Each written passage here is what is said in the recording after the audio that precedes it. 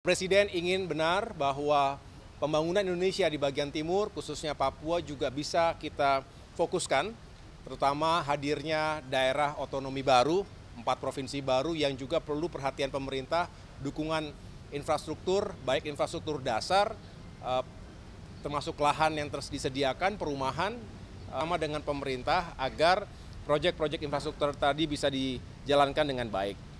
Ada beberapa hal yang terkait dengan Kementerian Perhubungan. Kita tahu saat ini sudah masuk bulan atau medio Februari. Sebentar lagi kita memasuki bulan suci Ramadan. Oleh karena itu, apa yang kami lakukan selama ini, rapat-rapat koordinasi terbatas dalam rangka mempersiapkan arus mudik Lebaran, ini juga kembali mendapatkan atensi. Kami akan rampungkan. Mohon doanya agar ini bisa lancar karena kita ingin masyarakat Indonesia bisa menjalankan ibadah sekaligus nanti mudik Lebaran berjalan dengan aman, lancar, dan nyaman. Dan transportasi juga semakin terjangkau. Yang kedua, kami juga membahas berbagai fasilitas transportasi baik darat, laut, udara maupun kereta api yang harus dikembangkan, diperkuat sehingga bisa mendukung sektor ekonomi dan juga pariwisata. Dan ini kita harapkan bisa dilakukan secara intensif dan kita kembali petakan prioritasnya di seluruh Indonesia. Kemudian untuk Kementerian Transmigrasi tadi juga kita memaparkan pentingnya kita memetakan secara utuh potensi kawasan transmigrasi termasuk revitalisasi kawasan transmigrasi di berbagai daerah. Bapak Presiden ingin benar bahwa pembangunan Indonesia di bagian timur, khususnya Papua, juga bisa kita fokuskan, terutama hadirnya daerah otonomi baru, 4 provinsi baru yang juga perlu perhatian pemerintah, dukungan infrastruktur, baik infrastruktur dasar, termasuk lahan yang terus disediakan, perumahan, termasuk juga perhubungan, dan yang paling juga penting adalah bagaimana transmigrasi saat ini bisa membuka potensi ekonomi baru di sana. Yang berikutnya terkait dengan Kementerian ATR BPN, kami juga memetakan apa saja yang menjadi isu dalam tata ruang sekaligus juga pengelolaan lahan di Indonesia.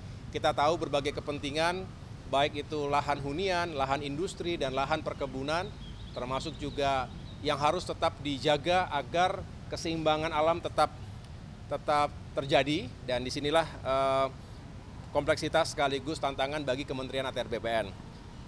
PKP, Perumahan dan Kawasan Permukiman, ini juga memiliki target yang tinggi untuk bisa menyediakan rumah-rumah yang semakin terjangkau bagi masyarakat berpenghasilan rendah.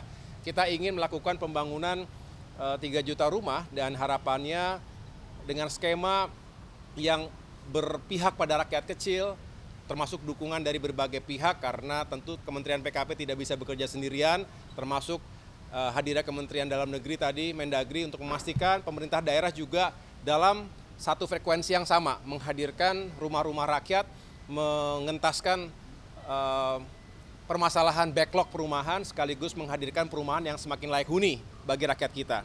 Dan yang terakhir terkait dengan Kementerian Pekerjaan Umum, tentu berbicara infrastruktur dasar, jalan-jalan, persiapan menuju Lebaran, lalu kita juga kembali meyakinkan agar infrastruktur, misalnya bendungan, itu benar-benar terhubung dengan saluran irigasi sehingga bisa meningkatkan swasembada pangan.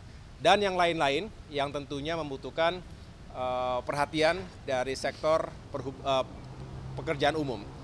Kira-kira itu teman-teman sekalian yang dapat saya sampaikan. Intinya adalah Bapak Presiden senang bahwa infrastruktur ini terus bergerak, terus mencari solusi, dan kami mendengarkan berbagai masukan dan harapan masyarakat tentunya yang juga penting untuk kami akomodasi dalam pengembangan kebijakan di bidang infrastruktur. Terima kasih. Ya, silakan, mungkin ada yang disampaikan ke menteri-menteri lain.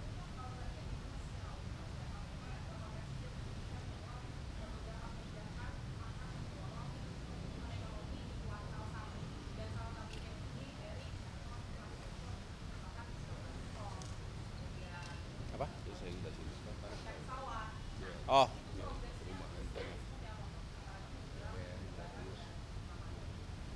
Ya, kami belum bisa mendeklar saat ini karena masih perlu waktu sedikit lagi. Saya mohon waktu terutama Kementerian Perhubungan yang juga tadi masih akan duduk bersama dengan Kementerian BUMN, Kementerian Keuangan dan lain-lain. Yang jelas semangatnya adalah kami sesuai dengan arahan Bapak Presiden bagaimana harga tiket, harga transportasi itu lebih terjangkau. Dan di sini kita menunjukkan bahwa pemerintah berpihak pada masyarakat di saat yang memang sangat dibutuhkan. Kita ingin juga menghadirkan kebijakan-kebijakan seperti tadi.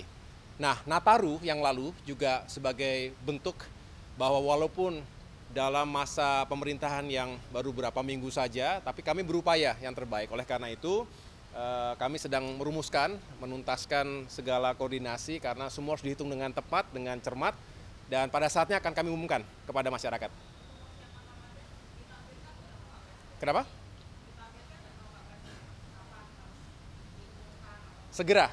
Mudah-mudahan dalam waktu dekat ini ya, saya sampaikan tadi memang kita butuh waktu, jangan terlalu mepet karena biasanya masyarakat juga sudah mulai mencari tiket itu jauh-jauh hari, 1 bulan paling tidak sebelum tanggal Lebaran. Jadi insya Allah dalam waktu dekat ini kami akan umumkan.